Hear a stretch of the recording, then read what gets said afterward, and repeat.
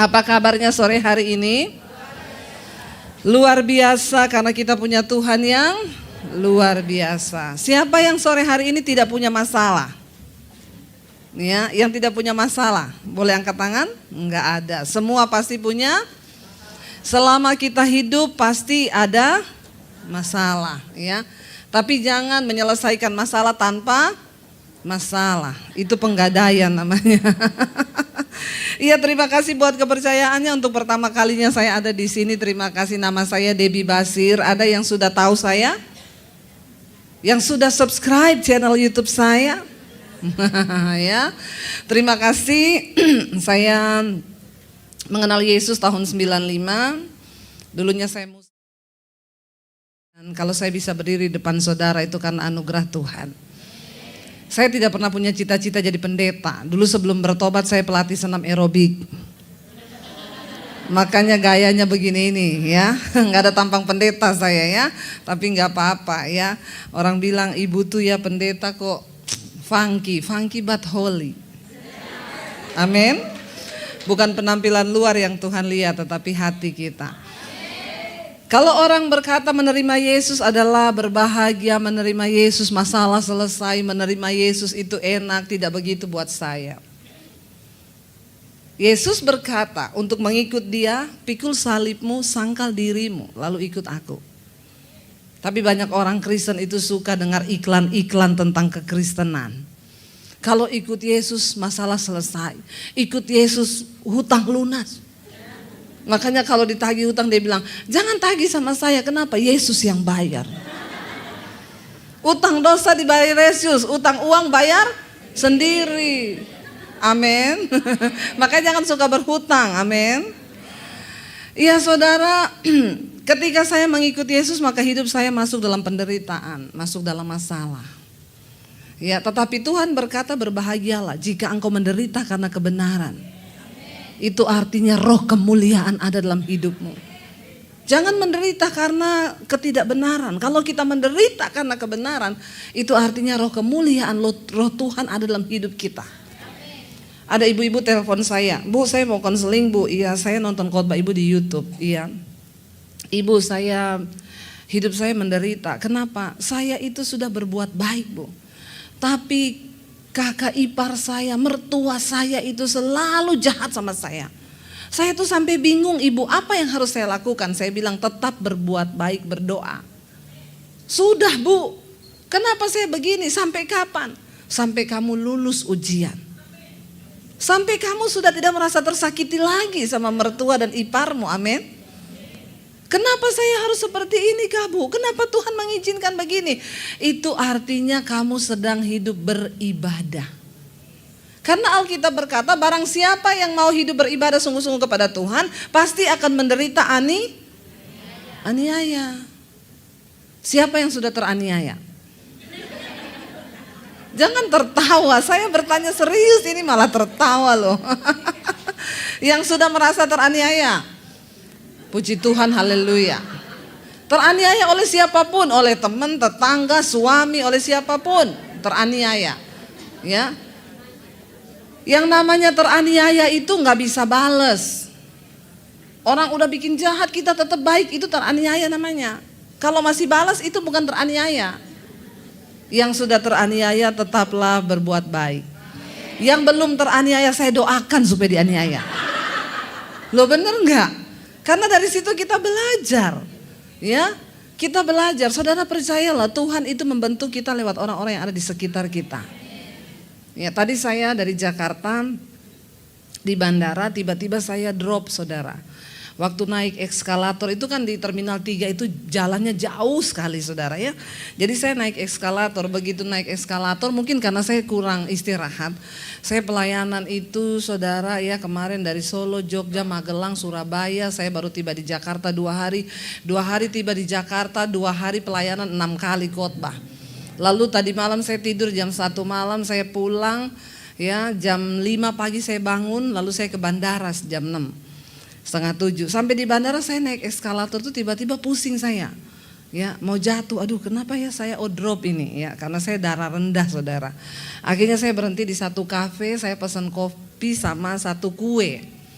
Saya sudah nunggu kuenya karena bayar dulu, setelah bayar nota keluar, ibu tunggu ya kuenya dipanasin. Oh iya, karena masih lama saya duduk deket situ. Tapi saya tanya sama masnya itu, mas itu roti saya kan yang dipanasin. Oh iya, ini pesanannya ibu. Saya duduk, saudara, rotinya udah mateng, bapak-bapak berdiri ngambil rotinya. Haleluya. Ya, saya lihat bapak itu, kita nih harus selalu belajar berpikiran positif. Gitu-gitu jangan langsung ngamuk, jangan langsung marah. Amin. Ya, ibu-ibu itu ya apalagi ya. Saya berusaha jangan seuzon. Saya berusaha berpikiran positif. Oh, mungkin dia pesan dari tadi cuma belum datang. Tapi perasaan yang berdiri di kasir dari tadi saya dan masnya itu bilang itu punya saya. Tapi biarlah ya, saya tunggu nggak ada yang bikin lagi. Mbak-mbaknya sudah sibuk sendiri, mas-masnya nggak ada orang yang lagi bakar roti. Jadi saya tanya sama mbak itu, mbak, itu kayaknya roti saya diambil bapaknya ya. Terus mbaknya bilang, oh emang tadi ibu beli? Lah saya sudah bayar nih notanya. Oh, lalu dia pergi ke meja bapak itu. Untung belum dimakan, saudara. Dia tanya gini, Pak, bapak pesen roti ini? Dia bilang enggak.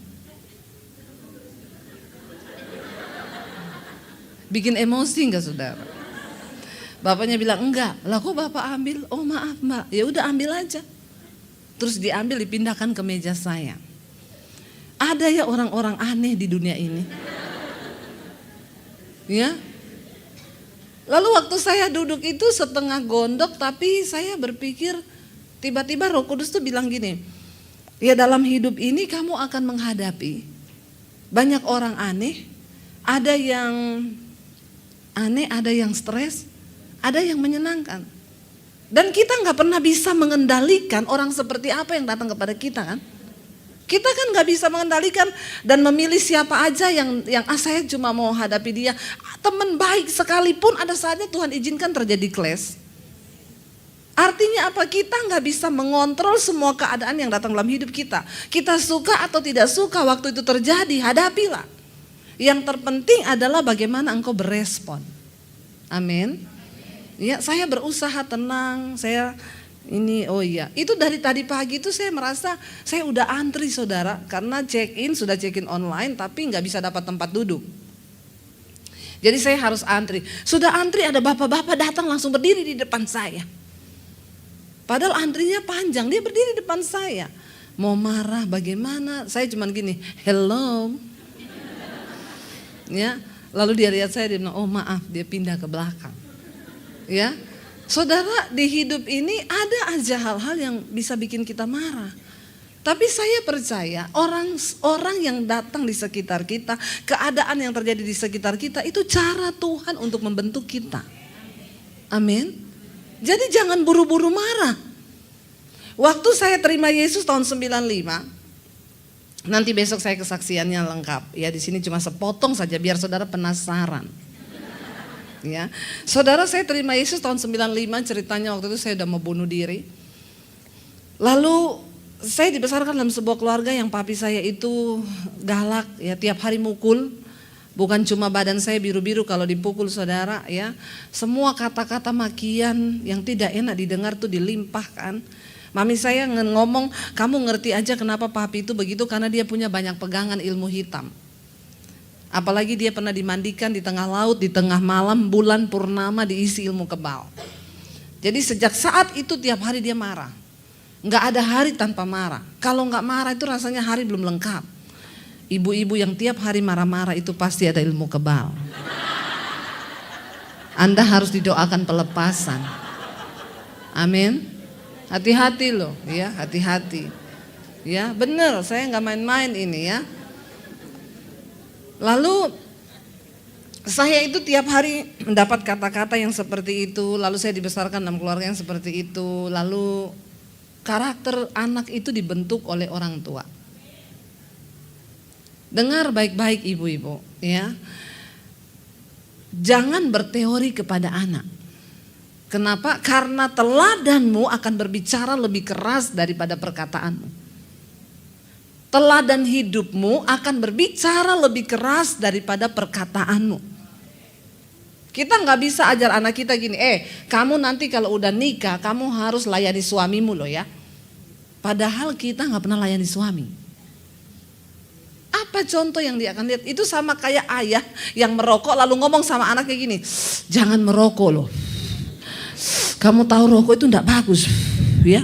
Lah papa kenapa merokok? Kan papa. Kamu enggak boleh. Ya. Orang tua seperti ini bagusnya kita baptis ulang. Kita rendam agak lama 15 menit. Supaya dia buka mata langsung di rumah Bapa di sorga. Lebih baik jiwanya selamat, tubuhnya binasa tapi jiwanya selamat. Amin loh. Haleluya.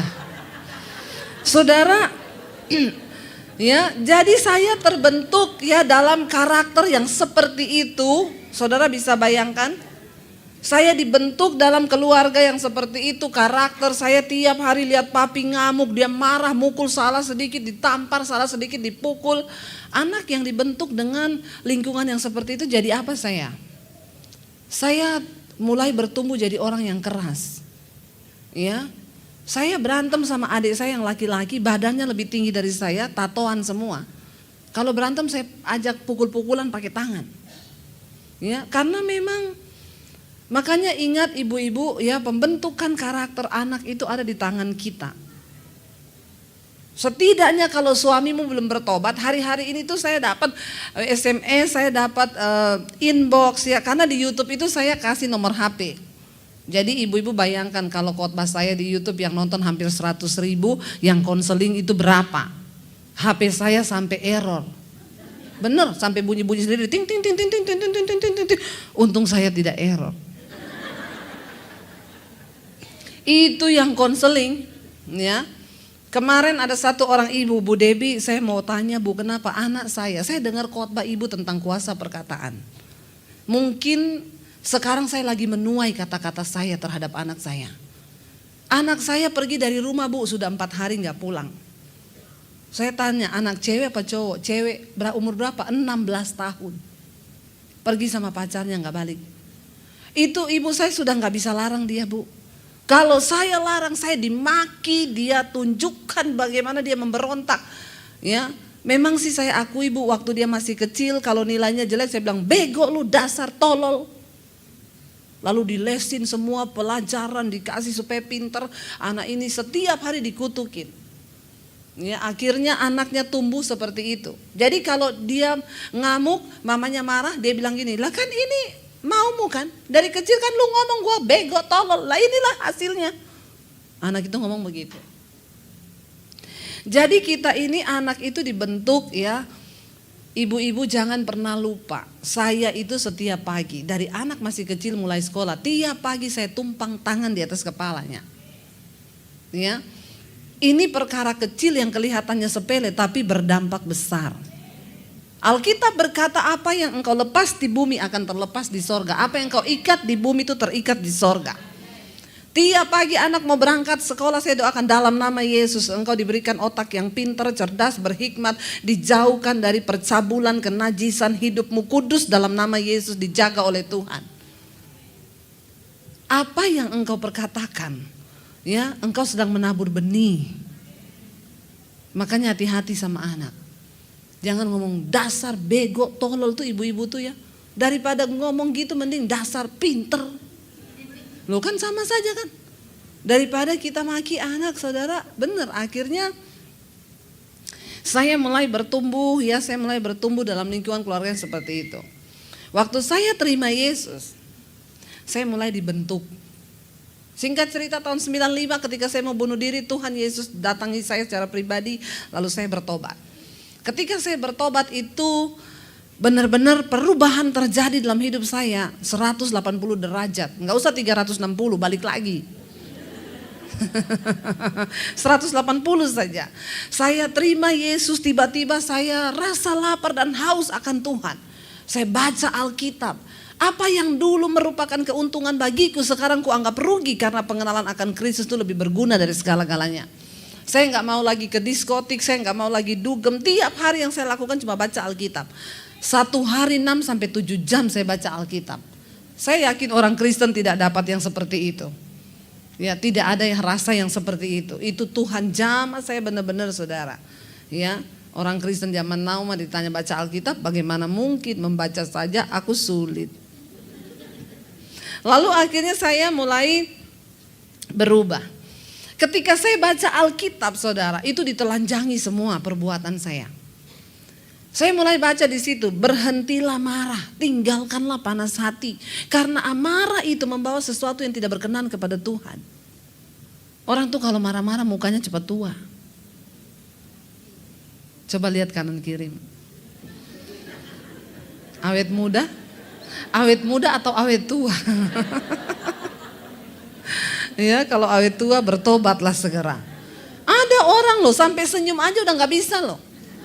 Lo bener loh saudara, hati-hati loh. Hati-hati loh ya. Kalau Anda sudah berat tersenyum itu sesuatu. Hubungi pendeta atau psikolog, psikiater terdekat. Bener. Orang yang pertama susah senyum, yang kedua tidak pernah menangis. Itu bahaya. Saya mau tanya sama ibu-ibu di sini, yang 1 bulan ini tidak meneteskan air mata. Yang 1 bulan ini belum pernah menangis siapa? Angkat tangan.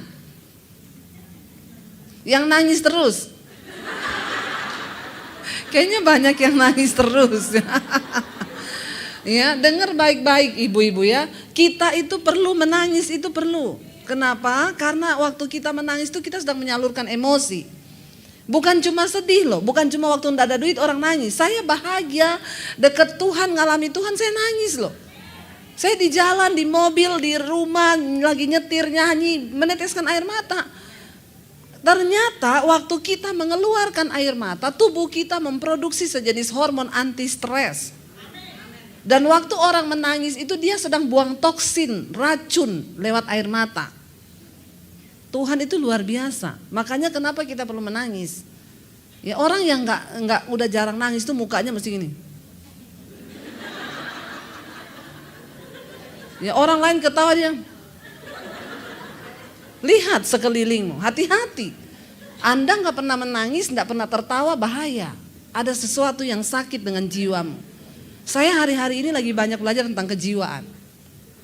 Lalu akhirnya saya mulai membaca di situ, aduh saya ini orangnya emosian, saya ini semua tuh dosa yang di Alkitab ada di saya. Alkitab bilang, jangan marah, tinggalkanlah panas hati. Ya, jangan ada perkataan yang kotor. Kata-kata saya kotor semua. Lalu saya mulai berdoa untuk Tuhan, saya mau berubah. Dan ketika mau berubah itu tuh nggak gampang saudara. Diperlukan, nah itu saya bilang gini, orang itu mau dan niat itu beda. Yang saya temukan sekarang banyak orang Kristen tuh mau toh. Saya mau Bu hidup kudus, mau, tapi enggak niat. Ya, kalau niat itu dia berjuang. Saya kasih contoh gampang gini, saudara punya pegawai, saudara suruh dia antar barang, ini antar sampai di alamatnya iya. Dia pergi saudara, lama nggak balik karena alamatnya memang susah. Akhirnya dia balik, masih tetap bawa barang. Ditanya bosnya, kamu kenapa lama sekali? Ya saya sudah mau ngantar Pak, namanya juga usaha. Ya, lah terus mana? Ya enggak ketemu. Ini barangnya balik lagi. Tapi kan saya udah usaha. Mau. Kalau orang niat, dia lama enggak pulang, saudara, begitu pulang, kenapa kamu lama? Aduh Pak, alamatnya susah, tapi saya niat Pak, saya cari sampai dapat. Saudara bisa mengerti orang yang mau sama yang niat? Banyak orang ditanya, mau kaya enggak? Mau. Tapi yang niat kaya? Ayo. Orang tuh kalau niat kaya tuh ada perjuangan, ada harga yang harus dibayar. Nah demikian juga dengan iman. Kita mau berkenan sama Tuhan, mau. Banyak orang Kristen cuma mau, tapi enggak niat. Waktu saya mau berubah karakter saya, saudara, perubahan karakter itu tidak bisa engkau dapatkan waktu engkau doa puasa, terus engkau dalam nama Yesus simsalabim berubah, ting, ada asap-asap terus ting. Enggak bisa. Berjuanglah, Rasul Paulus bilang, aku melatih tubuhku dan berusaha menguasainya supaya jangan setelah aku memberitakan Injil aku ditolak sama Tuhan. Dia melatih tubuhnya. Saya melatih untuk tidak marah itu susahnya minta ampun. Ya karena saya dulu orangnya pemarah. Tapi saya bilang Tuhan, saya harus berbuah di dalam roh. Jangan cuma punya karunia roh. tapi tidak berbuah di dalam roh. Orang tuh kalau punya karunia roh, dikit-dikit kesandung batu, tapi mulut juga saudara. Di rumah, kebun binatang semua keluar. Saya pernah tuh di Jakarta. Ada suami istri saudara, waktu saya pelayanan di satu gereja. Mereka tuh pakai baju hitam putih pengerja di gereja itu. Waktu pas puji-pujian, wah bahasa rohnya penyembahan suami istri. Pakai getar-getar. Di gereja itu sekarang sudah jarang bisa dibedakan mana yang asli, mana yang palsu. Hati-hati loh. Tapi Tuhan tidak bisa dibohongi. Ya, jadi jangan berpura-pura. Mari kita hidup apa adanya di hadapan Tuhan. Itu ya bahasa rohnya suka begitu pulang nih. Saya salaman sama suaminya di depan pintu. Terima kasih Bu, kata dia. Khotbahnya Ibu sangat memberkati. Di pipinya ada bekas luka. Saya nih bercanda. Tapi ternyata memang dipakai Roh Kudus. Saya bilang gini, Pak, itu pipi dicakar istri ya. Kan ya enggak mungkin toh saudara ya. Wong pakai baju hitam putih pengerja tadi. Masa cakar-cakaran. Ya enggak masuk akal toh ya. Jadi saya tuh bercanda. Saya bilang, Pak, itu pipi dicakar istri. Dia diem 1000 bahasa, tangan saya tetap dipegang. Saya bilang, kenapa Pak? Ibu tanya deh sama istri saya. Saya lihat istrinya berdiri di sana. Bu, sini Bu, sini. Iya Bu, itu pipinya Bapak Ibu yang cakar. Dia bilang, dia yang mulai duluan Bu, rambut saya dijambak. Jadi suaminya jambak rambutnya, istri karena tiap hari pedicure manicure cakar suaminya. Saya nggak tahu waktu dia cakar dia pakai gini, meong atau enggak saudara. Ini ulah si kucing garong memang. Lihat orang bahasa roh di gereja itu nggak menentukan. Kalau karakternya nggak berubah, maaf, setan tertawa lihat hidup saudara. Setan nggak takut waktu Anda rajin datang gereja. Setan nggak takut waktu kita bahasa roh. Setan takut ketika engkau mulai melakukan firman. Amin.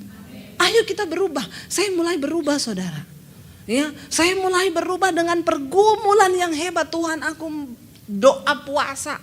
Saya nggak mau jadi orang yang pemarah Tuhan. Tolong saya Tuhan. Ampuni saya Tuhan. Mampukan saya Tuhan. Ambil doa puasa dalam nama Yesus. Hari ini saya keluar kamar, saya mau berpuasa supaya saya jadi orang yang sabar. Begitu keluar kamar, adik saya maki-maki saya. Setan datang di telinga kiri. Itu sepatu di depanmu. Ambil terus lempar ke mukanya adikmu. Kalau dulu saya belum bertobat, saya ambil itu sepatu, saya lempar di mukanya. Lalu Roh Kudus datang ngomong, kamu berdoa minta apa? Minta sabar, ini ujian. Kalau kamu lulus dalam hal ini, maka imanmu terbentuk, engkau jadi karaktermu bagus. Saya berdiri ngeliatin adik saya firman Tuhan. Kenapa kita nih perlu baca firman? Waktu engkau dalam pergumulan yang menguatkan engkau itu Roh Kudus lewat firman yang pernah engkau baca. Maaf, Roh Kudus mengingatkan firman, bukan mengingatkan film India. Apalagi drama Korea. Hanya dewa yang tahu. Bertobat ibu-ibu ya yang terikat sama film India. Saudara, ya. Jadi saya bergumul dalam nama Yesus Tuhan. Saya berdoa Tuhan. Roh Kudus bicara, jangan kalah dengan kejahatan. Kalahkan kejahatan dengan kebaikan. Berkati adikmu. Jadi saya tuh ngeliatin adik saya sambil dalam nama Yesus, dalam nama Yesus. Aku percaya Tuhan, aku akan menang. Aku memberkati engkau, aku mengasihi engkau. Dia maki-maki saya sudah tidak dengar saudara. Jadi saya cuma lihat mulutnya. Tapi saya udah gak dengar kata-katanya. Kenapa? Karena di sini tuh sibuk melakukan firman di hati. Satu hari saya lewatin berhasil. Besok datang cobaan yang lebih berat. Kita kalau mau berubah, saudara berdoa minta jadi orang yang tidak tersinggungan, maka bersiaplah Anda akan dijumpai dan bertemu dengan orang yang bikin Anda tersinggung. Tapi itu namanya ujian. Ujian itu dari Tuhan untuk iman kita naik level yang lebih tinggi. Berapa banyak yang mau masuk dalam dimensi yang baru?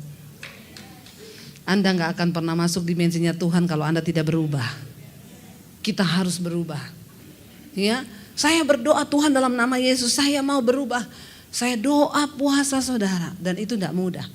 Makanya saudara lihat orang itu kalau ada ujian di sekolah, ada papan pengumuman besar ditulis di situ, harap tenang, ada. Jadi kalau saudara lagi ada ujian, ya tulis gede-gede di sini, harap ada.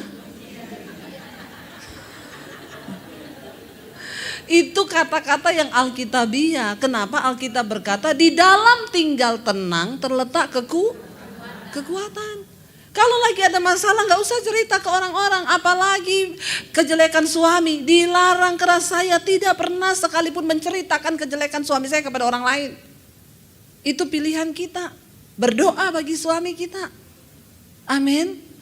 Ya, ada masalah cerita ke ipar, cerita ke tetangga.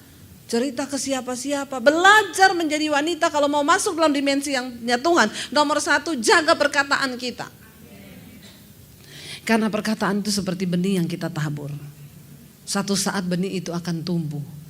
Ya, mari kita lihat sama-sama saudara Amsal 31 ayat yang ke-26. Ini tentang wanita penolong. Ya, istri yang cakap itu mahkota suaminya. Di sana ada banyak hal, tapi saya mau ambil Amsal 31 itu ayat yang ke-26. Kita baca sama-sama. Ia membuka mulutnya dengan hikmat. Pengajaran yang lemah lembut ada di lidahnya. Yang pertama, kalau kita mau masuk dalam dimensi yang baru bersama dengan Tuhan, yang pertama, jaga mulut dan perkataan kita. Amin. Mari kita jaga mulut kita. Karena Alkitab berkata, sehebat apapun ibadahnya orang, kalau dia gak bisa jaga mulut, maka sia-sia semua ibadahnya itu.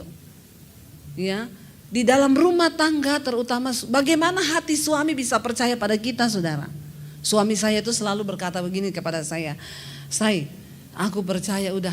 Kalau ada pergumulan, Say berdoa Say, aku percaya semua yang kamu katakan itu benar dan pasti terjadi. Loh, kenapa ada suami bisa berkata kepada istri seperti itu?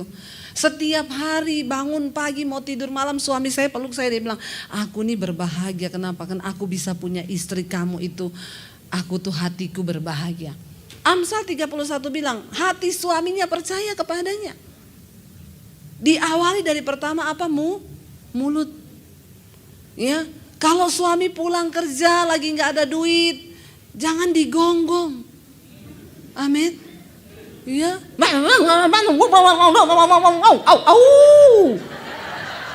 ya, itu istri-istri sekarang tuh banyak begitu saudara. Pakai perkataan yang membangun, beri kekuatan kepada suami. Ya, iya saya hari ini kayaknya nggak ada duit. Saya percaya ya Tuhan bersama kita. Saya dulu sama suami saudara kita punya usaha waktu kita masih di Solo. Dia bilang gini, Non, besok kita mau bayar tagihan. Ini distributor semua belum ada yang store uang. Gimana? Saya bilang sama suami saya, tenang Say, Tuhan pasti tolong. Dia bilang tenang Tuhan pasti tolong. Bagaimana maksudmu? Ya tenang. Emang mau ada pertolongan dari mana? Ya dari Tuhan. Dia bilang beneran. Saya percaya kalau istri saya ngomong gini hati saya ini jadi tenang. Padahal waktu dia tidur ngorok, saya nangis. Bener. Saya berlutut di kaki Tuhan. Saya bilang Tuhan saya tahu ini mustahil tapi Tuhan tolong Tuhan. Suami saya udah telepon semua distributor, Pak besok tolong di store Pak. Nggak ada, belum ada duit semuanya. Kita dulu saya punya penerbit dan percetakan di Solo. Kita cetak buku-buku rohani. Itu beredar di seluruh Indonesia, masuk ke Gramedia. Distributor kami sampai ke pelosok-pelosok. Kebanyakan distributor itu pendeta. Tapi nunggak 3 bulan, 4 bulan. Kalau ditagih saudara, lagunya, ringtone-nya waktu saya telepon, Allah mengerti, Allah peduli segala persoalan. Saya tanya, Pak, transferannya gimana Pak? Maaf Bu, saya lagi pelayanan misi di pedalaman, tapi Bapak sudah nunggak 4 bulan. Allah mengerti Bu. Allah aja mengerti, masa ibu gak ngerti? Jadi itu susah banget saudara. Ada lagi di Bali saudara, numpuk sampai puluhan juta. Lalu ada teman saya pergi ke sana, dia bilang, "Bu, saya mampirin ya, saya tagihin, siapa tahu dengan saya datang ke sini dia bisa kasih." Coba aja. Teman saya ke situ nggak lama HP saya bunyi dari distributor itu. "Halo, oh ibu kirim orang ke sini. Ibu pikir saya takut. Ibu kirim tentara juga, kalau saya nggak ada duit saya nggak bayar." Makanya kemarin ada yang ngomong begini, itu Pulau Natuna saudara, China itu kayaknya mau gertak Indonesia karena mereka tahu Indonesia itu punya banyak utang. Dia nggak tahu di Indonesia ini yang utang lebih galak daripada yang dihutangi, benar nggak? Salah mereka. Ih, belum tahu. Ini jangan coba-coba nagih utang ya itu saudara. Telepon loh. Ya ibu kirim orang. Ibu kirim 1 truk tentara, saya nggak takut. Nggak ada duit yang nggak saya bayar. Jadi saya yang minta maaf Pak. Ya itulah ya, kita perlu berdoa. Makanya enggak usah ngutang-ngutangi orang, amin. Biar gak sakit hati, amin. Kalau mau kasih aja, gak usah harap ganti. Biar gak usah bikin status di Facebook. Ibu-ibu Kristen tuh banyak bikin status di Facebook. Apapun resolusimu tahun 2020, bayar dulu utang resolusi yang pertama. Lu ngutang udah 2 tahun gak bayar-bayar. Haleluya saudara ya, nggak bagus kan begitu, akhirnya nggak jadi berkat kan. Mending nggak usah utangin orang daripada begitu saudara nggak dapat upah malah bikin dosa. Saudara, saya bilang sama suami saya, percaya saya, besok pagi suami saya bangun doa pagi, dia bilang, "Say, hari ini toko kertas kita nggak bisa ambil kertas kalau nggak bayar, nggak bisa nyetak lagi, dia suruh bayar dulu. Sementara semua itu nunggak sampai 3-4 bulan. Suami saya pergi doa pagi, pulang doa pagi dia nyanyi, "Hatiku percaya."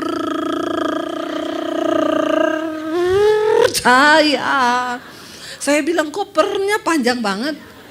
Antara percaya dan tidak. Loh itulah iman saudara.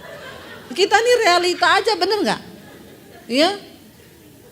Masalahnya kenapa kadang percaya kadang enggak? Di depan mata ini yang nagih utang kelihatan orangnya, Tuhan enggak kelihatan. Bener enggak? Dia nyanyi, "Hatiku percaya." Waktu dalam keadaan begitu suami itu biasanya stres. Istri sebagai seorang penolong. Saya bilang, "Say, percaya say, hari ini tuh pasti ada mujizat." Dia langsung semangat. "Kamu tahu dari mana?" Ya dengan iman. Emang ada distributor yang janji bayar hari ini? Enggak ada. Lah terus gimana? Ya percaya aja saya bilang. Lalu dia bilang gini, "Ini saya mau ke gereja." Karena waktu itu dia kan koordinator PPW. "Saya mau lihat anak-anak musik latihan." "Iya, kamu pergi ke gereja, nanti pulang gereja kamu ke ATM, itu duitnya sudah ada." Saya bisa ngomong begitu loh saudara. Dia bilang gini, "Beneran? Kamu ini pasti ada distributor yang janji." Enggak ada say. Kenapa kamu bisa ngomong? Dengan iman. Beneran dia bilang, "Iya bener." Tapi selalu suami saya gini, "Aku percaya kalau istriku yang ngomong." Kenapa dia bisa percaya? Kenapa hati suami percaya pada kita? Karena kita mengeluarkan perkataan dari mulut ini dengan penuh hikmat. Pengajaran dan firman Tuhan yang keluar dari mulut kita, amin. Suami itu melihat. Dia pergi saudara. Baru pergi dia telepon saya, "Say, nggak ada mujizat, kenapa? Aku di ATM. Aku udah lihat nggak ada apa-apa, saldonya nggak terisi." Saya bilang, "Kan tadi saya bilang pulang dari gereja." Loh bener loh saudara, dia bilang gini, "Beneran? Iya pulang dari gereja." "Kamu nih pasti ada yang janjiin." Nggak ada yang janjiin. Lah kenapa kamu bisa ngomong gitu? Ini perkataan iman say. Waktu oke, berarti pulang dari gereja ya? Saudara tahu abis dia ngomong begitu saya masuk di kamar dong. Saya nangis. Saya berlutut di kaki Tuhan. "Tuhan, Engkau lihat hatiku Tuhan. Sebagai istri aku memohon kepadamu Tuhan. Tolong campur tangan itu hati raja seperti batang air di tanganmu. Apalagi cuma hati distributor yang utang itu. Tolong Tuhan gerakkan mereka Tuhan." Saya berdoa saudara. Saya lihat-lihat jam 1 suami saya selesai. Tiba-tiba HP saya bunyi dari suami saya. "Aduh Tuhan, ini berita apa?" Ya. Dia bilang gini, "Non, Distributor siapa yang transfer? Saya bilang, emang ada? Ini ada, aku di ATM ini ada dana masuk. Beneran? Siapa? Nggak tahu. Saya aja nggak tahu. Tapi saudara lihat ya, ternyata ada salah satu distributor dari Manado yang saat itu juga, yang kita tagih-tagih, dia bilang nggak bisa. Hari itu terjadi mujizat. Saudara, ya ketika kita memperkatakan, mengeluarkan mulut kita ini dengan hikmat dan pengajaran firman Tuhan, percayalah, waktu engkau masuk dalam dimensinya Tuhan, apa yang tidak mungkin, yang mustahil, tidak ada yang mustahil bagi Tuhan. Yang tidak mungkin menjadi mungkin sebab Dia Allah yang luar biasa. Jadi begini saudara, untuk bisa masuk dalam dimensinya Tuhan, kita harus hidup sesuai standar Tuhan. Apa itu iman? Iman itu dasar dari segala sesuatu yang kita harapkan dan bukti dari segala sesuatu yang belum kita lihat. Ketika engkau hidup sungguh-sungguh dalam pertobatan, karaktermu diubahkan, perkataanmu berubah, maka engkau akan melihat. Makanya di dalam Yosua pasal 1 ayat 7 dan 8 Tuhan bilang apa? Yosua, jangan takut dan gentar hatimu. Perkatakan kitab Taurat ini siang dan malam. Jangan lupa renungkan firman itu supaya engkau melihat. Saudara tahu, kata merenungkan dalam kata itu dalam bahasa aslinya, itu artinya bergumam. Bergumam itu artinya apa? Merenungkan itu engkau gumamkan firman itu kepada dirimu sendiri. Saya tuh saudara kalau lagi di dapur, tiba-tiba ya ada pergumulan, setan datang menyerang di pikiran. Itu kan sering ya, kita ini lagi ngapa tiba-tiba kepikiran sesuatu lalu kita khawatir, lalu kita takut. Kalau seperti itu saudara gumamkan firman. Aku percaya Tuhan, tidak ada perkara yang mustahil bagimu. Itu namanya engkau merenungkan firman itu siang dan malam. Itu kata yang dipakai untuk menulis di situ, merenung itu artinya bergumam. Saya kalau setan menyerang bertubi-tubi, ya, saya nyanyi. Ku yakin saat kau berfirman, setan ngomong, alah menghibur diri. Ku menang saat kau bertindak, alah apa iya hidupku hanya ditentukan. Dan mujizat dari mana? Oleh perkataan lawan iblis dengan firman Tuhan. Makanya saudara ya, jangan hanya menyanyi waktu Anda ada di gereja. Orang Kristen tuh kebanyakan nyanyi cuma waktu di gereja. Waktu di rumah, di dapur, di kamar mandi. Engkau lagi nyetir mobil, lagi dimanapun nyanyi. Kenapa? Itu kekuatan kita. Waktu engkau menaikkan pujian tuh Tuhan bertata di atas pujian penyembahan kita. Amin. Ya. Ketika engkau menaikkan pujian dia bertata, ya. Kita tuh bisa lihat loh, worship leader misalnya atau singers. Yang mereka cuma nyanyi karena daftar lagu mau melayani. Sama yang memang gaya hidupnya penyembah itu beda. Beda. Akan terasa saudara. Ya, seorang benar-benar penyembah yang sejati sama yang hanya di gereja dia nyanyi itu beda. Saya tuh setiap kali ada pergumulan, saya doa, saya menyembah, tiba-tiba dapat lagu baru. Lalu saya setiap kali penyembahan dapat lagu baru, saya rekam di HP saya. Udah banyak lagu di HP saya. Lalu tiba-tiba saya didoakan sama satu orang hamba Tuhan dari luar negeri. Dia bilang begini, dia gak tahu siapa saya. Dia bernubuat, dia bilang gini, Ibu sedang bergumul untuk keluarga ibu yang belum percaya kepada Kristus. Tuhan berjanji Tuhan akan menyelamatkan mereka. Dan Tuhan akan memberikan ibu banyak lagu baru dan ibu harus rekaman. Saya kaget dengar itu saudara. Karena saya jujur gak pede rekaman, suara saya pas-pasan. Pas orang sakit dengar pas sembuh. Pas lagi dalam pergumulan, pas menghibur gitu ya. Jadi waktu suami saya dengar itu, suami saya ini kan pemain piano. Dia bilang gini, "Say, mana lagu-lagumu yang dari HP?" Dia minta sendiri karena saya gak pernah pede kasih lagu itu ke dia. Lalu saya kasih ke suami saya. Dia mulai bikin aransemennya. Lalu tiba-tiba jadi saudara. Lalu kita bikin album. Ya, pertama kali dicetak album itu cuman bikin-bikin sendiri awalnya. 1000 keping habis. 2.000 keping habis, 3.000 habis, 4.000 habis, 5.000 sampai album saya yang pertama mencapai 12.000 keping.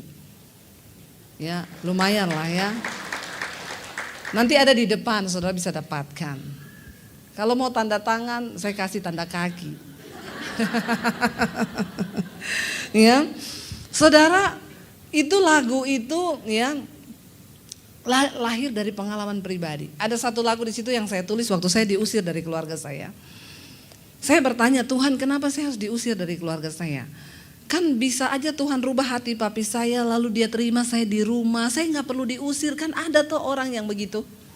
Dia terima Yesus terus nggak perlu diusir gitu, lalu diterima, ya udah jadi anak, tetap jadi anak. Tapi memang manusia sama Tuhan itu beda tipis. Tuhan maha tahu, manusia sok. Ya, jangan sok tahu, beda tipis kita. Waktu itu saya menyalahkan Tuhan, kenapa saya diusir Tuhan? Saya diusir dari rumah, saudara. Papi saya bilang, waktu itu saya lulus SMA tahun 96.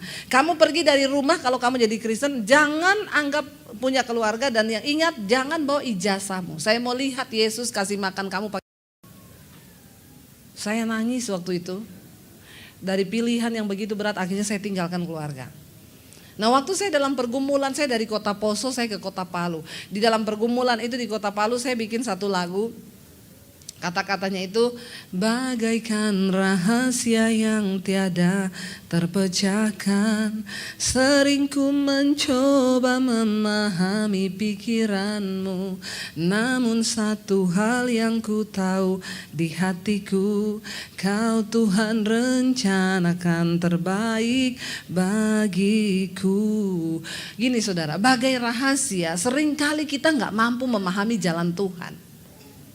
Tapi percaya saja jalan itu yang terbaik. Saudara tahu, dulu saya terus bertanya waktu saya diproses selama 1 tahun. Saya tinggalkan keluarga saya di kota Palu untuk bisa dapat makan. Saya tinggal di satu tempat kos, anak-anak kos. Untuk bisa dapat makan saya cuci baju anak-anak kos. Saya nyapu, nyetrika, masak setiap hari. Setan datang ngomong goblok jadi Kristen, jadi pembantu. Mending pulang ke keluargamu. Tapi saya bertanya, Tuhan kenapa ini terjadi? Saya kan cuma pengen jadi Kristen, nggak perlu diusir kan dari rumah. Saudara tahu? Sekarang setelah saya melihat karya Tuhan, saya doanya jadi begini, Tuhan terima kasih karena waktu itu saya diusir. Kalau saya nggak diusir, saya nggak jadi seperti sekarang ini. Kalau saya nggak diusir dari keluarga saya nggak ketemu saudara malam ini, amin. Saya nggak ketemu suami saya nggak ketemu dengan rencana Tuhan yang besar. Tapi waktu diproses itu saudara, wow, sakitnya itu bagi daging luar biasa. Tapi Tuhan bilang berbahagialah kalau engkau menderita karena kebenaran. Nomor 1 yang pertama perkatakan firman Tuhan. Banyak nyanyi, di rumah tuh nyanyi. Amin. Ya, nyanyi saudara, apapun persoalan nyanyi saja. Toh juga engkau marah-marah nggak bisa merubah keadaan. Daripada marah lebih baik nyanyi. Yang kedua saudara, mari kita tahu kebenaran ini. Kenapa orang itu gak bisa jaga perkataan? Lukas pasal yang ke-6 ayat yang ke-45. Lukas pasal 6 ayat yang ke-45 berkata begini. Orang yang baik, Lukas 6 ayat 45. Orang yang baik mengeluarkan hal-hal yang baik ya dari perbendaharaannya, hatinya yang baik. Dan orang yang jahat mengeluarkan barang yang jahat dari perbendaharaannya yang jahat. Kenapa? Karena yang diucapkan mulut itu meluap dari hati. Kenapa orang gak bisa memperkatakan firman Tuhan, mulutnya gak bisa omong yang baik? Karena hatinya tuh gak beres. Kalau kita mau benar di hadapan Tuhan dan mau masuk dalam dimensi yang baru bersama Tuhan, mari bereskan dari hati. Amin. Orang itu kalau hatinya rusak saudara, banyak kepahitan, kekecewaan, sakit hati, itu omongannya gak ada yang baik. Bagaimana kita mau lihat janji Tuhan kalau kita saja gak bisa memperkatakan yang baik? Saya tutup dengan satu kesaksian. Satu kali saya di Solo, saudara, pelayanan, saya ketemu satu orang ibu. Lalu ibu itu bilang gini, Bu Debbie bisa main ke rumah saya enggak? tolong doain saya di rumah. Oke, saya bilang. Saya datang ke rumahnya dia, dikasih alamat. Waktu saya datang ke rumahnya dia, yang buka pintu itu kakaknya saudara. Dia bilang, ibu-ibu juga. Saya tanya, ini benar rumahnya ibu ini? Dia liatin saya, iya benar. Ada apa?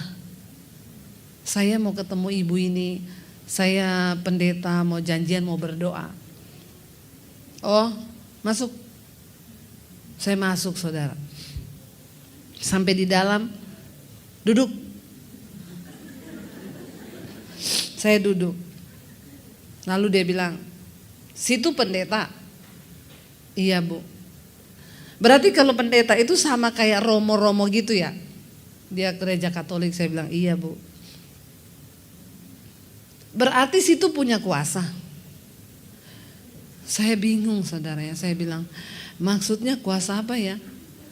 Ya kan pendeta romo gitu kan wakilnya Tuhan, berarti kan punya kuasa. Maksudnya bu, saya tidak mengerti. Ya kalau situ punya kuasa kan berarti situ bisa baca saya.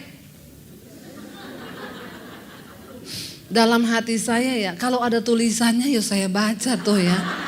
Orang gak ada tulisan apa yang mau dibaca. Tapi saya nangkep akhirnya maksudnya dia. Ya situ kalau memang punya kuasa ya mau situ baca saya. Maaf ya bu, maksudnya ibu itu saya memberitahu ibu itu orang yang seperti apa. Ya iya begitu. Gampang aja saudara, tiba-tiba ayat itu keluar di hati saya. Seperti air mencerminkan wajah. Demikianlah hati manusia itu mencerminkan manusia itu sendiri. Orang model macam begini ini hatinya gimana? Benar gak? Ya. Situ dari mana? Situ siapa? Saya kan ada nama tuh ya. Sana sini situ. Ya. Saudara ya itu aduh. Benar-benar ya saya gampang aja menebak suruh baca orang kayak begini kan ini orang sakit jiwa toh.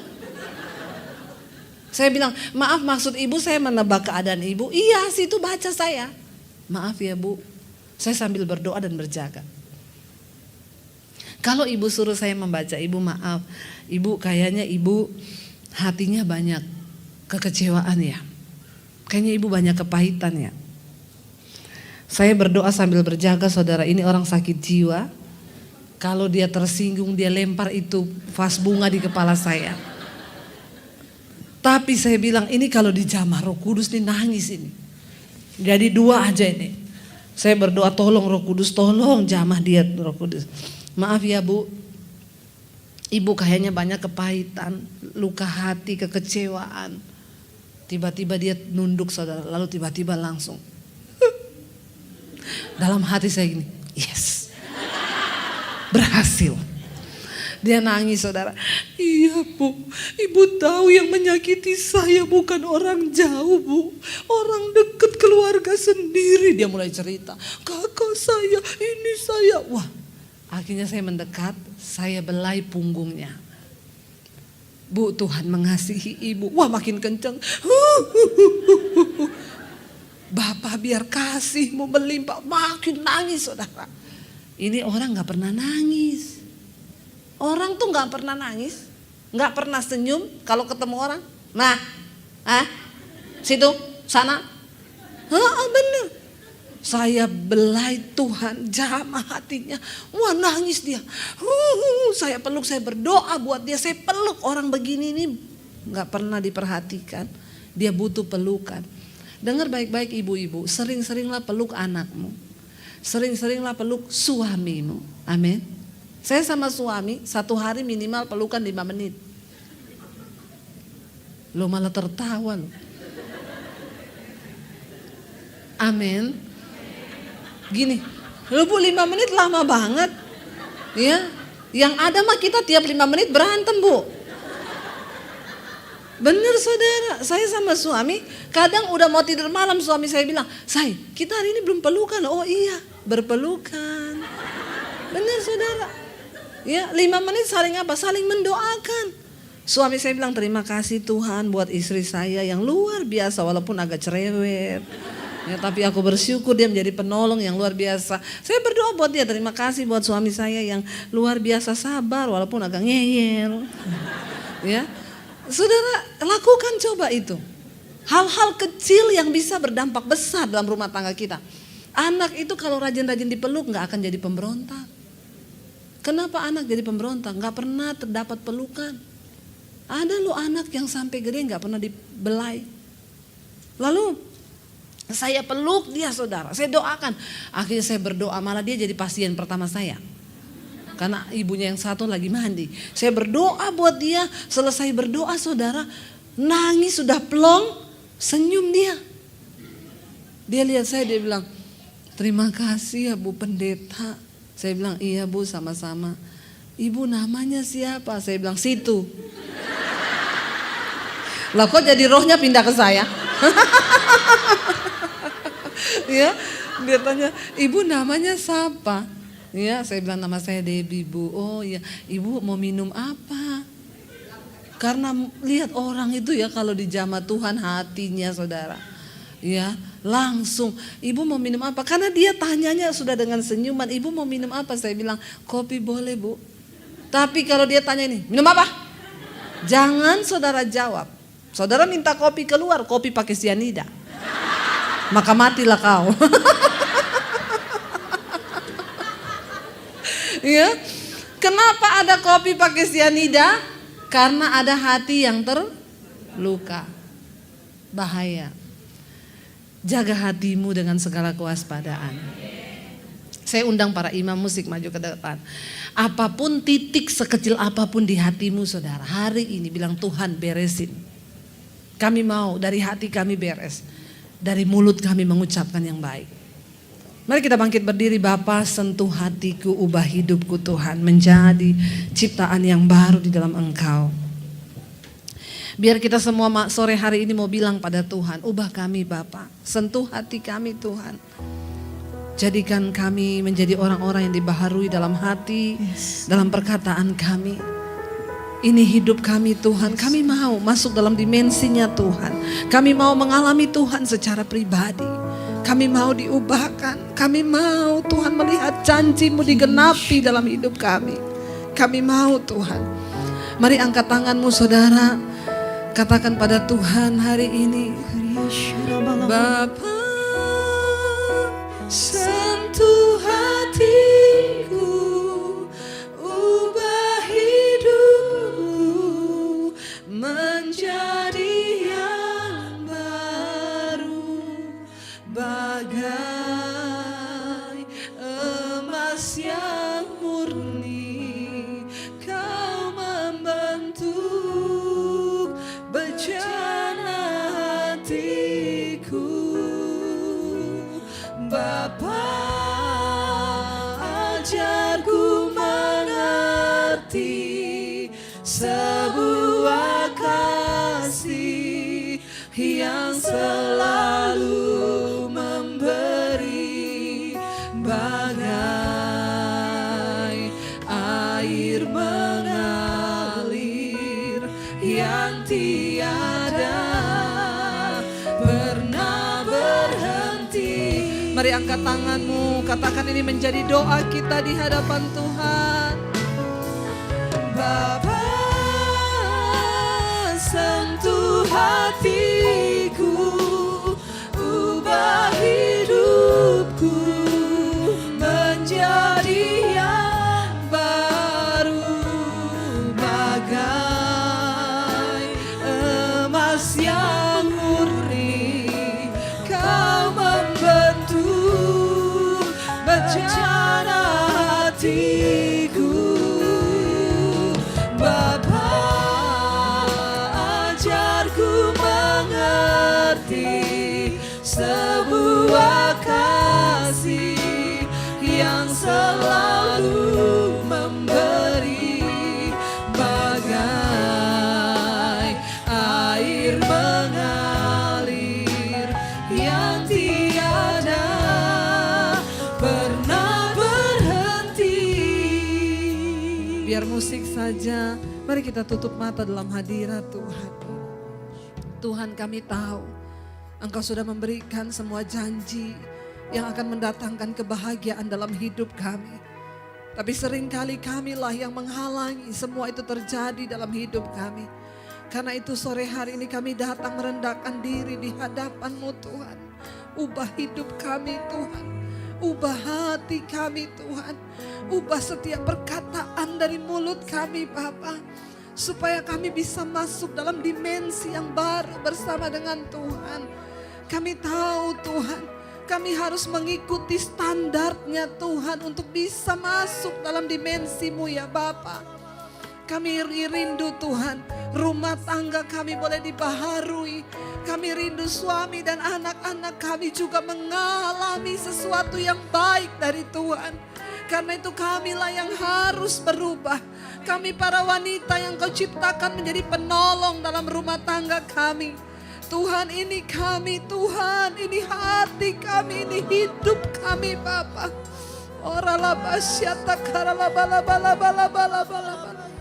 Hina masyata karala bayara bala bala bala bala bala bala bala.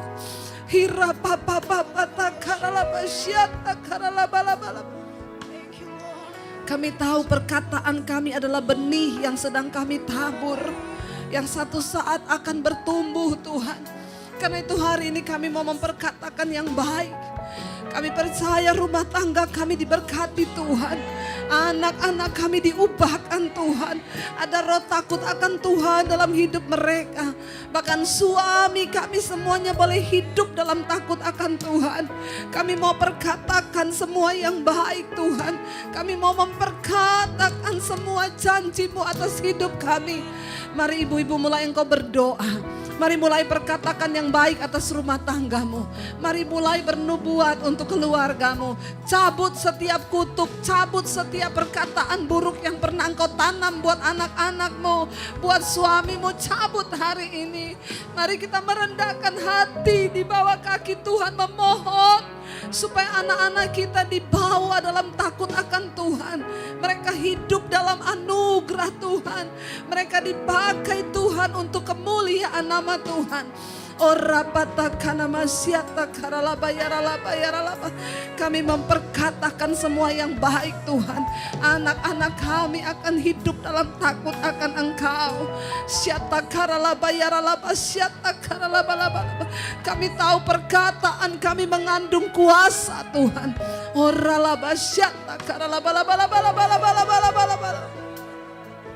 Hari ini Tuhan kami mengangkat tangan kami di hadapan-Mu Bapa. Mungkin ada di antara kami Tuhan yang sudah merasa diambang keputusasaan. Rasanya tidak mungkin lagi. Rasanya beban yang kami pikul itu terlalu berat Tuhan. Tapi hari ini kami tahu mujizat itu hanya ada sejauh dari perkataan kami. Kami tidak akan menyerah karena kami tahu kami punya Tuhan yang besar. Kami punya Allah yang hebat dalam hidup kami. Kami memperkatakan Tuhan, pemulihan terjadi dalam rumah tangga kami. Kelepasan terjadi dalam rumah tangga kami. Tidak ada kutuk atas rumah tangga kami. Yang ada adalah berkat Tuhan mengalir atas rumah tangga kami.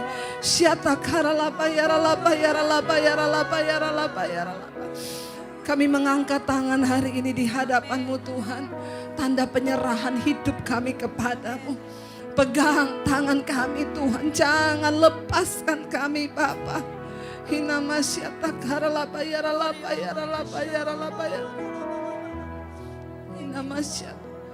Hidupku